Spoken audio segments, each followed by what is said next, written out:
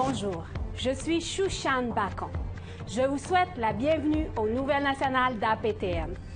L'actualité montre sur la place publique les traumatismes de la population autochtone au Québec. Par exemple, la mise en lumière du racisme systémique avec la mort de Joyce Echaquan. La découverte des tombes anonymes à travers le Canada dans d'anciens pensionnats. Les recommandations des différents rapports qui tardent à être mis en vigueur. Aujourd'hui, nous avons 3 invités qui s'impliquent quotidiennement à la guérison des nations autochtones au Québec. Voici Grégoire Kenigwen Canapé, un aîné de Pessamit qui utilise les enseignements traditionnels pour aider les gens des différentes nations à leur propre guérison. Le voici. Koué Grégoire Kenigwen Canapé, bienvenue aux Nouvelles nationales de la PTN. Bonjour Suzanne Cohan Bacon, merci de me présenter ici. Comment vont les communautés pour vous? C'est comme une espèce de traumatisme qui était endormi, qui a été réveillé dans beaucoup de gens. Beaucoup de gens, d'ailleurs, quand on regarde les communautés, je ne les nommerai pas, mais il y a beaucoup de communautés unies qui ont été dans les pensionnats. En fait, c'est un réveil du traumatisme qu'ils ont eu. Et après le réveil, c'est sûr que le processus du trauma continue, d'où l'importance d'aider par n'importe quel moyen, que ce soit au niveau des thérapies, que ce soit au niveau des sessions de guérison, que ce soit au niveau, peu importe. Hein. Les gens, aujourd'hui, je pense, ont le choix. C'est merveilleux. Puis, comment amenez-vous la guérison auprès des vôtres? Tout simplement, tu n'as pas besoin de faire des choses vraiment extraordinaires. Rien que le fait de s'asseoir avec une personne, de lui offrir du thé, je dis viens, on va prendre du thé, mais on va parler un peu. Déjà, la guérison s'effectue tranquillement.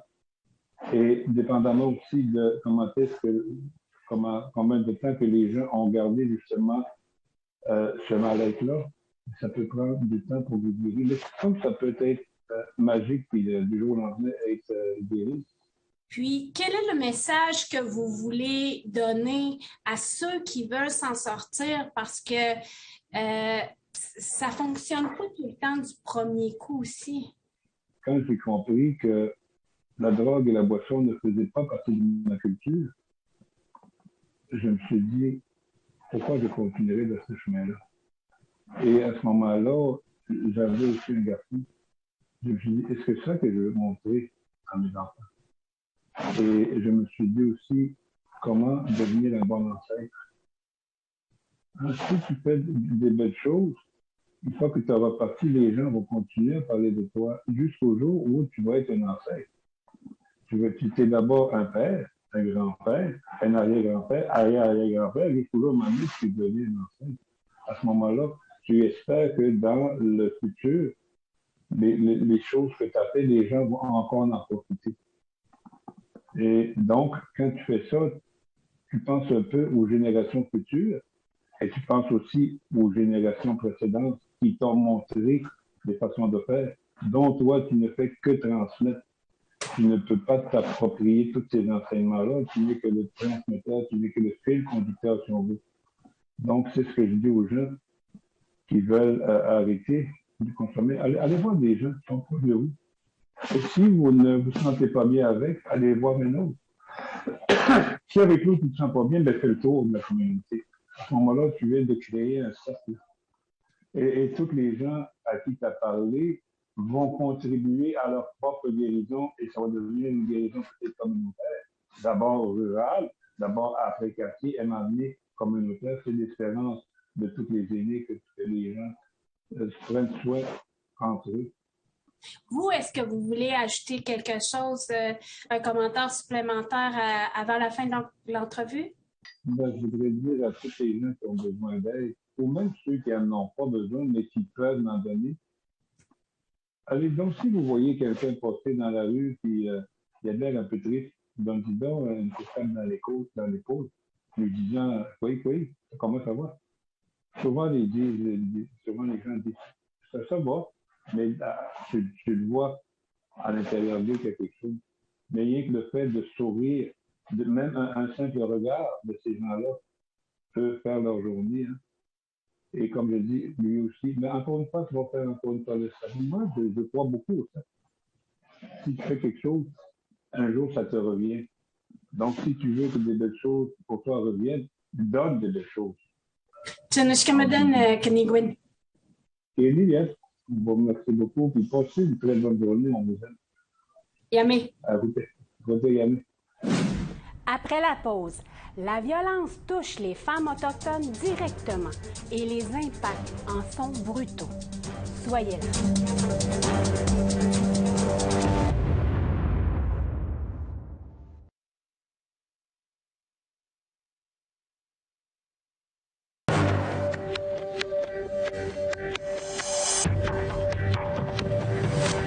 Re-bienvenue aux nouvelles nationales d'APTN. Selon les experts, les différentes recommandations des rapports de l'ANFADA et du rapport Vien tardent à être mis en vigueur. Comme ces rapports constatent, la sécurisation des femmes autochtones au Québec est un objectif à très long terme. Mais le gouvernement du Québec tente d'améliorer la situation d'ici 5 ans. Voici la directrice de la maison communautaire Misnak, Pénélope Gay, qui vient nous parler des impacts de la violence faite auprès des femmes autochtones. Dans quel état sont les femmes quand ils viennent vous demander de l'aide? Dans un état, je dirais, parce que moi, la maison d'hébergement, c'est pas pour femmes juste victimes de violence, mais pour toute difficulté. On a pris ce sens-là parce qu'on sait bien que des fois, les femmes s'identifient pas comme victimes de violence, mais que, à la fin de compte, des fois, ça, dans nos ateliers, on en parle, tout. Fait que, des fois, oui, on est quand même toutes, je pense, en situation de violence, que ce soit des fois économique, sexuelle ou psychologique, pour toutes les formes de violence qui sont présentes. Fait qu'on fait le tour, on finit par voir un peu qu'on est tous un peu touchés dans nos situations avec des femmes. Fait que aussi, c'est parce qu'il y a des femmes qui veulent sortir de la communauté aussi, parce qu'ils veulent offrir des soins à leurs enfants, des fois qu'ils n'ont pas dans les communautés.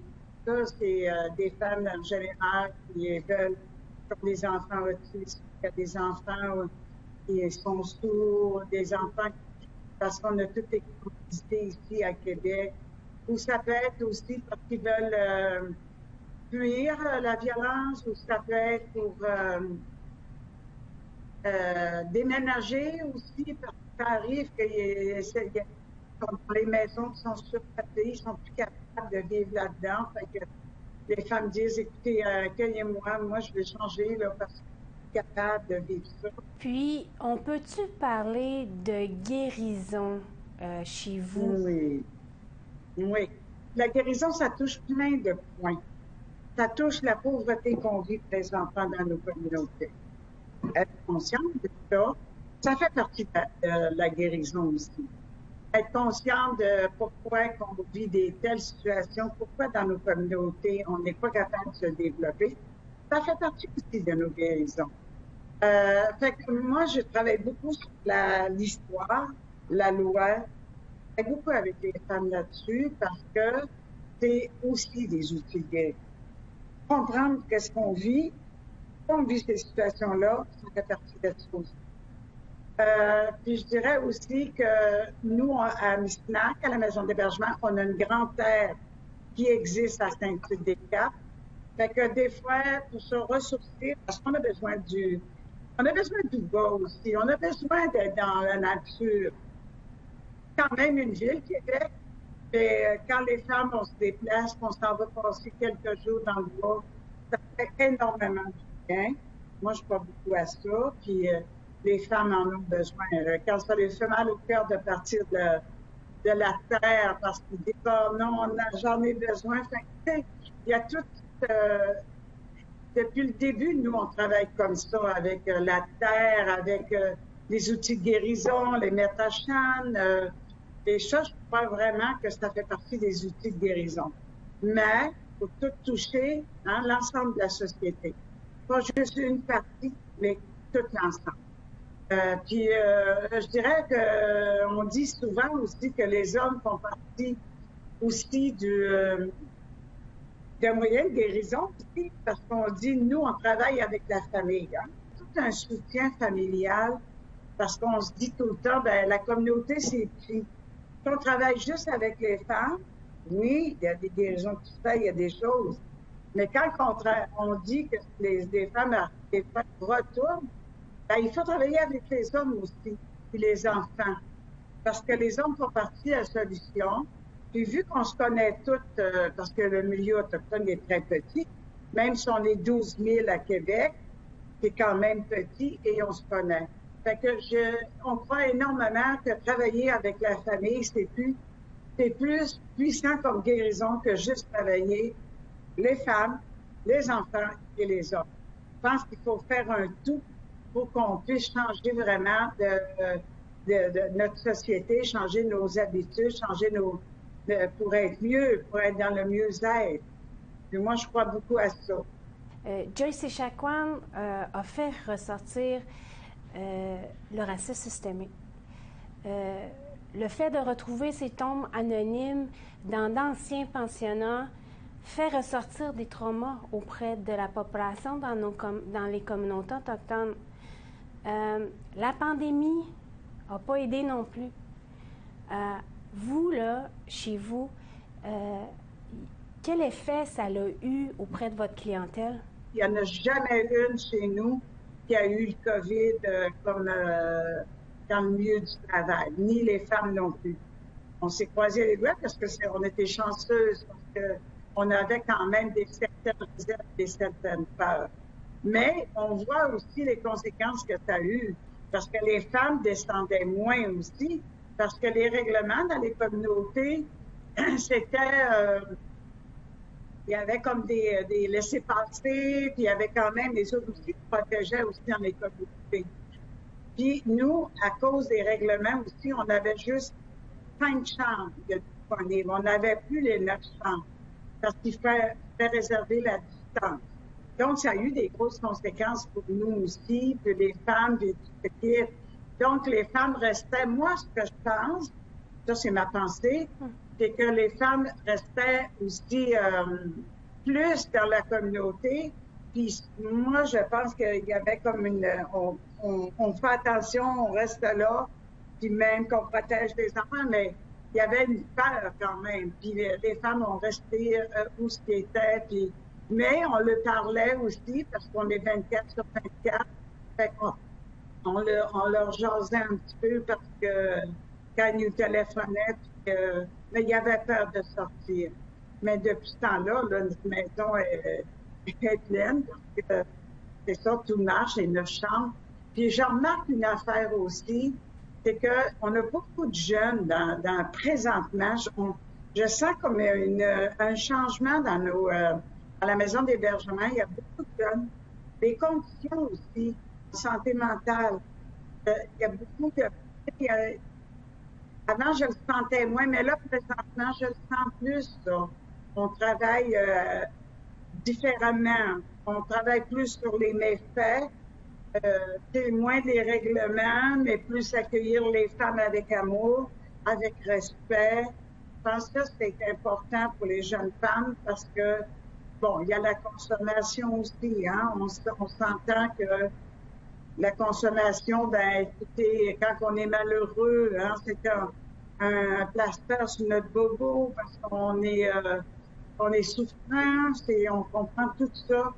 Et moi, ben, j'ai dit, on va descendre parce que les règlements, pas de morale, les accueillir, les aimer, les respecter, parce que c'est ça que ça prend aujourd'hui pour changer, là.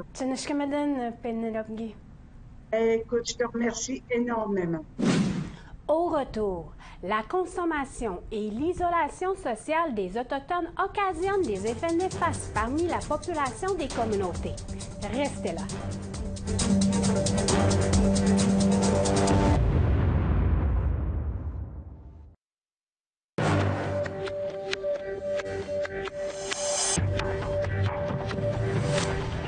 Re-bienvenue aux Nouvelles nationales d'APTM. L'actualité autochtone met en lumière les traumatismes des survivants des pensionnats, mais également les traumatismes intergénérationnels de la population autochtone au Canada. Pour aborder la guérison, nous recevons Patrick Allaire, coordonnateur de traitement de la Maison Jean Lapointe. Il nous parle de leur approche dans l'intervention de leur clientèle autochtone pour traiter la consommation et l'isolation sociale. Le voici. C'est tout récent que vous faites affaire, si je peux me permettre de dire, avec les communautés autochtones? Depuis environ, on a toujours eu, disons, 2-3 personnes qui venaient des communautés autochtones par année à la Maison Jean Lapointe. Mais depuis, on peut dire, environ 3 ans, là, la Maison Jean Lapointe s'implique grandement à pouvoir aider là, les gens des Premières Nations là, pour pouvoir donner un aide de suite à la guérison là, des Premières Nations. C'est comme un mandat qu'on a, là, qu'on s'est donné, nous. C'était pas juste simplement de faire oh, OK, il y a eu des pensionnats, il y a eu des blessures là-dedans, puis faire comme beaucoup de la population, souvent autochtone et délaissée par les allochtones. Nous, ce qu'on a voulu faire, c'est de faire une différence avant de tomber dans la réconciliation, d'essayer d'amener un peu de guérison auprès des peuples des Premières Nations. Quand les Premières Nations ou un des membres des Premières Nations ou les Autochtones viennent vous voir, dans quel état ils sont? C'est un sujet qui est quand même assez délicat, je dois avouer. C'est quelque chose qu'on n'avait pas peut-être mis de l'avant, nous, à voir plus loin un peu en aidant les peuples des Premières Nations. Et ça va aussi avec l'âge des gens. Je pense que les gens qui sont plus âgés, qui ont connu justement des pensionnats, souvent leurs blessures sont très profondes et très ancrées en dedans d'eux autres. Les plus jeunes vont arriver avec une perte d'identité colossale, je pense. Souvent, je fais comme un enfant qui est adopté. Souvent, il va chercher pendant une période de sa vie à se demander mais c'était quoi ses parents? Pourquoi il est comme ça? Pourquoi est-ce que je réagis de même à cause de mon père ou ma mère biologique réagit? Mais je pense qu'un peu, c'est ce que je vois avec mon équipe auprès des jeunes des Premières Nations qui viennent à la Maison Jean Lapointe. C'est qu'ils sont à la recherche de leur identité, puis ils comprennent pas nécessairement non plus les blessures intergénérationnelles qui portent aussi en eux. Alors souvent, ils vont arriver avec une perte d'estime de soi, un manque de confiance en soi, l'envie de la mort. Souvent, ils sont suicidaires. Ils se sentent abandonnés. Incompris. C'est des graves blessures là, qui portent la communauté là, autochtone. Puis, y a-t-il une manière de traiter ou d'intervenir avec avec les communautés autochtones ou membres des premières des communautés autochtones, c'est ça? Mais ce que j'aime beaucoup de la Maison Jean Lapointe, c'est notre approche qu'on s'est donnée, d'y aller dans le respect de leur culture. Tu sais, à Maison Jean Lapointe, exemple, quand ils arrivent, on va leur remettre, disons, la prière de la sérénité, mais en Innu. Déjà là, ils font « Hein? » Après ça, aussi, d'aller à leur rythme à eux autres. Est-ce qu'on est capable d'ouvrir des blessures qu'ils ont et d'être capable de les fermer en 21 jours? Sinon, de les donner à des bonnes références. Qu'on doit d'amener de la sauge. Qu'on doit de pouvoir se purifier. C'est toutes des choses qu'on essaie de mettre de l'avant et d'y aller graduellement et de ne pas jouer non plus aux allochtones qui savent tout et qui connaissent tout. T'sais. Je pense que la bureaucratie, les promesses des peuples des Premières Nations n'ont tellement eu, n'ont pas été tenues, que nous, ce qu'on s'engage de faire, c'est de les accueillir, de les supporter et de les amener là où ils ont envie d'aller. Puis de leur donner un peu d'espoir que c'est possible. Puis ce qui est encore plus agréable maintenant, c'est qu'avant, quand on avait 2 Autochtones ensemble en thérapie, c'était extraordinaire. On disait, hey, ils sont 2.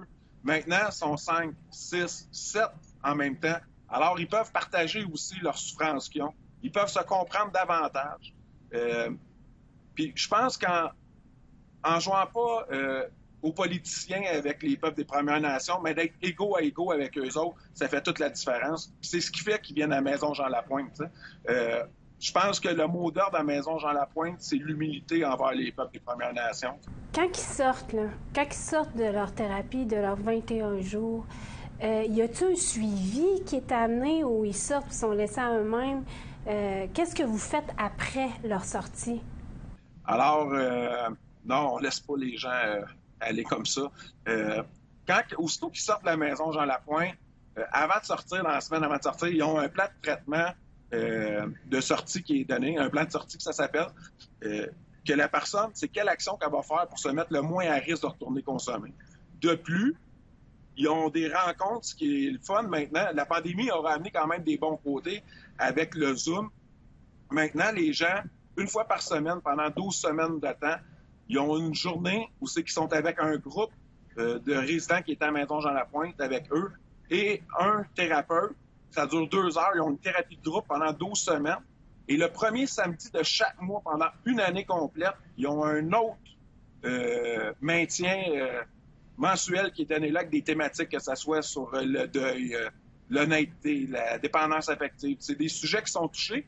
Et on travaille aussi beaucoup en collaboration aussi avec les services de première ligne dans les communautés.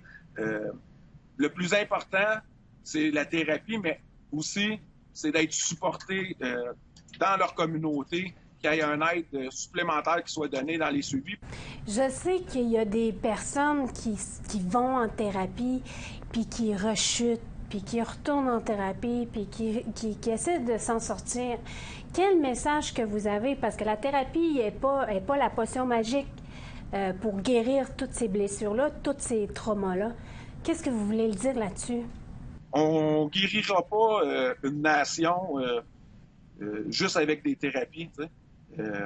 Ça va être important aussi que les gens puissent retourner à leur culture, faire des métaphones, que ça soit dans la guérison holistique, que ça soit le chemin rouge, peu importe qu'est-ce qu'ils vont choisir. Je pense qu'il y a plusieurs choses qui doivent être mises en place et davantage que les Allochtones vont écouter les blessures et les comprendre, davantage que les soins seront plus spécialisés pour les personnes des Premières Nations, parce que leurs blessures ne sont pas nos blessures.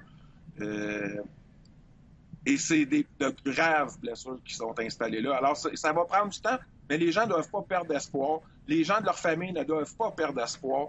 De laisser un peuple perdre son espoir, c'est d'éteindre un peuple. Puis, moi, ce que je vois, c'est de la résilience. Ce que je vois, c'est du courage. Ce que je vois, c'est des jeunes de 19-20 ans qui viennent s'installer à la Maison Jean Lapointe à faire des thérapies pour pouvoir redonner après ça dans leur communauté, pour pouvoir donner l'exemple, un héritage à leurs enfants de sobriété qu'ils n'ont peut-être pas nécessairement eu dans leur jeunesse.